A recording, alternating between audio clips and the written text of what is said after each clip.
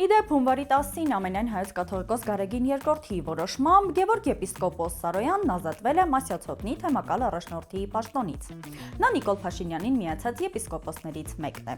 Այնուհետև Փաշինյանը հայտարարել է, որ չի ընդունում վեհափառի այս որոշումը, քանի որ նրան չի համարում կաթողիկոս։ Իհարկե, Փաշինյանի համար էլ չհամարել է որևէ նշանակություն չունի։ ՀՀ սահմանադրության հոդված 17-ի 2-րդ և հոդված 18-ի առաջին կետերով Նիկոլ Փաշինյանը չունի որևէ իրավունք խոչընդոտելու եկեղեցու գործերին, սակայն վաղուց է, որ Նիկոլ Փաշինյանը որոշում կայացնելիս ելույթ ունենալիս սահմանադրություն և օրենք հաշվի չի առնում։ Ուշագրավ է սակայն, որ եկեղեցու դեմ փաշինյանական արշավը տեղի է ունենում ագրեսիվ փոքրամասնության միջոցով, որը չնայած փոքր թիվ է, սակայն բավականին աղմկոտ։ Երթերին օրինակ մասնակցում է առավելագույնը 2000 մարդ, պատարակներին արդեն դրանից 10 անգամ քիչ։